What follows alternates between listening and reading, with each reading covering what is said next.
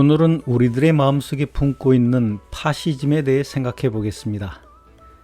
사전적 의미로 파시즘이란 독재자가 군국주의적으로 통제하고 탄압하는 권위주의 사상입니다. 파시즘은 평등을 싫어하는 계급사회에서 흔히 발견되는데 우리나라는 계급사상인 유교가 활개를 펼치던 조선시대 500년 동안과 계급문화인 군사정권이 25년 동안 지배하면서 우리 민족의 머릿속을 파시즘으로 오염시켰다고 나는 생각합니다. 예를 들자면 유교의 산농공상은 직업의 계급을 정하여 사회를 통제하고 탄압하는 파시즘입니다. 유교의 장유유서는 나이의 계급을 정하여 사회를 통제하고 탄압하는 파시즘입니다.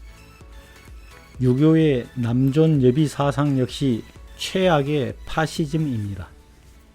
군대와 검찰 조직과 같은 일부 공무원 사회에서의 상명하복 문화도 직급에 따라 계급을 정하여 그 사회를 통제하고 탄압하는 파시즘입니다. 강자에게 약하고 약자에게 강한 비겁한 문화, 갑과 을을 계급으로 인식하여 갑이 을을 통제하고 탄압하는 갑질도 파시즘입니다. 사회에서 직업과 직급이 다른 것은 그 역할이 다를 뿐이지 계급이 아니라고 나는 생각합니다. 원청과 하청은 각자 역할이 다른 것이지 계급이 아닙니다. 사장과 직원, 장군과 병사는 서로의 역할과 책임과 의무가 다른 것이지 상대를 통제하고 탄압하는 계급이 아닙니다. 모든 사람은 남녀에 상관없이, 직업에 상관없이, 직급에 상관없이 근본적으로 평등해야 한다고 나는 생각합니다. 예전 영상에서 소개한 적이 있는 젊은 가정교사 제인 에어는 그녀보다 20살이나 많은 집주인 로체스터와 이런 대화를 나눕니다. 로체스터가 말합니다. 내가 약간 거만하고 퉁명스럽게 어쩌면 까다롭게 굴어도 된다는 것에 동의하겠소? 내가 당신의 아버지뻘 될 만한 나이에다 당신이 한 곳에서 같은 사람들과 조용히 사는 동안 나는 수많은 사람들과 수많은 나라에서 다양한 경험을 했고 지구의 반을 헤매고 다녔다는 그 이유로 말이요. 그러자 제인 에어가 이렇게 대꾸합니다. 저는 단순히 나리가 저보다 나이가 많아서 그리고 저보다 세상을 더 많이 보았기 때문에 제게 명령을 내릴 권리가 있다고는 생각하지 않습니다. 시간과 경험을 어떻게 사용하였는지에 따라 우위가 결정되어야지요.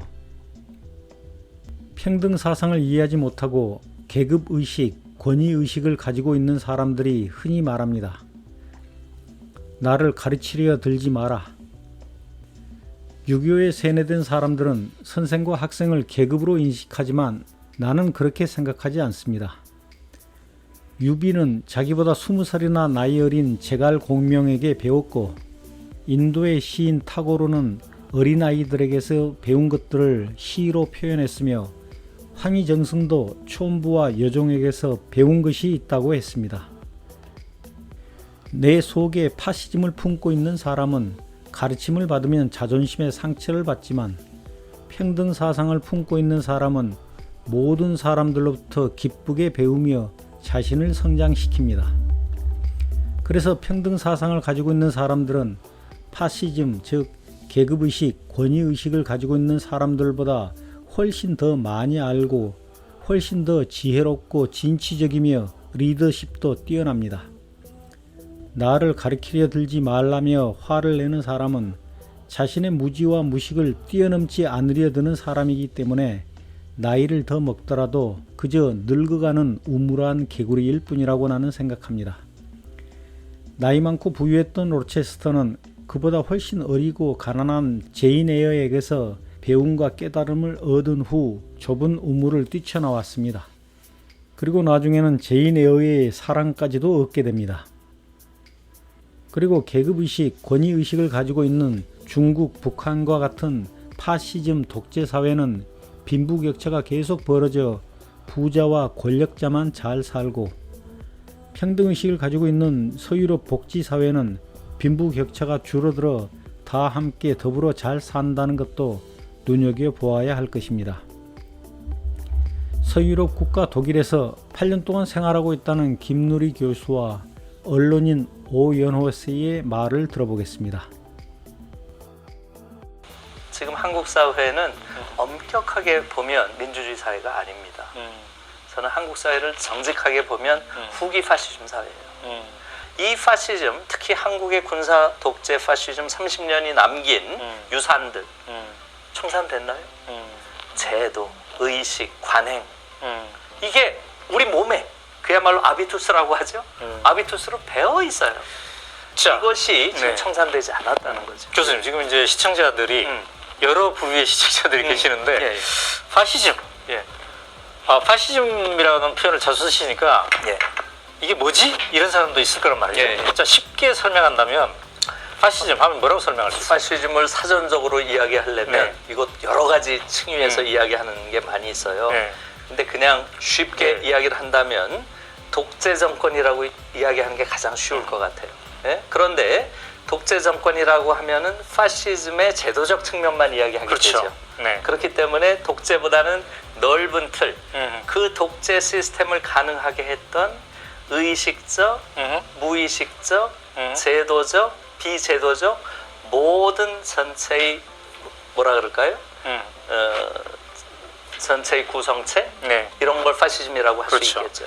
네. 그래서 개인에게는 자유를 박탈하고 그렇죠. 비판적 사고를 하는 걸 박탈하고 예. 그렇게 되겠죠. 창의적 인간이 되는 걸 박탈하고 지금 한국 사회는 다 민주화된 것 같은데 네.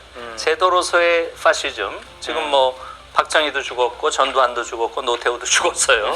이제는 우리가 눈에 보였던 가시화된 파시스트들이 다 사라졌죠. 그런데 그들이 우리에게 각인시켜 놓은 그런 심리적인 각인들은 그대로 남아 있어요. 제도도 그대로 남아 있고요. 그 다음에 이제 한국인의 성격 구조를 보면 굉장히 권위주의적 성격을 가지고 있습니다. 그래서 그런 것들이 다 파시즘의 유산이에요. 네. 예를 들면 경쟁의식, 우열의식, 강자를 동일시하는 태도, 약자를 혐오하는 태도, 네? 네. 그 다음에 폭력성, 공격성, 흑백 논리 이런 것들이 다 파시즘의 전형적인 심리 유형이에요. 이게 한국인들에게 그대로 배어 있잖아요. 이걸 빼야 돼요. 네. 그래야 우리가 진정한 의미의 민주주의 사회에 사는 민주시민이 자, 되는 거죠. 예. 내 안에, 우리 안에, 예. 자기 안에 있는 파시즘을 들여다봐야 된다. 그렇죠. 말씀하셨고 예. 또 책에 그런 표현이 있어요.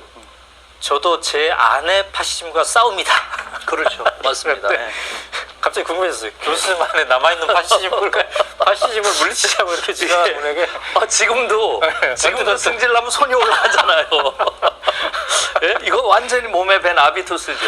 예? 그러니까 한국 남성들이 이걸 벗어낸다는 건 너무나 어려운 것이고요. 그렇군요.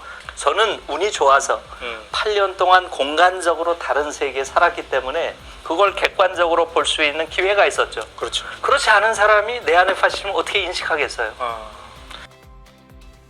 우리의 의식을 통제하고 탄압하는 파시즘 사상을 몰아내지 않는다면 창의성을 키울 수 없습니다.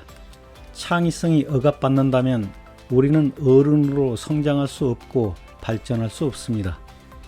기독교와 불교 조직 안에 있는 파시즘 서열을 좋아하지 않기에 나는 모든 종교 조직과도 거리 두기를 하고 있습니다.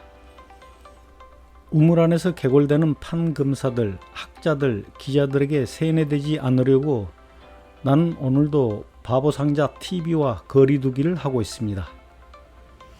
나는 독서를 통해 지성인들의 말에 귀를 기울이며 내 안의 파시즘인 유교 문화의 잔재와 군사 문화의 잔재를 몰아내기 위해 노력하고 있습니다.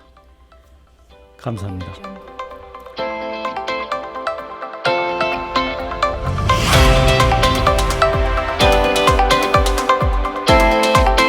Audio Jungle.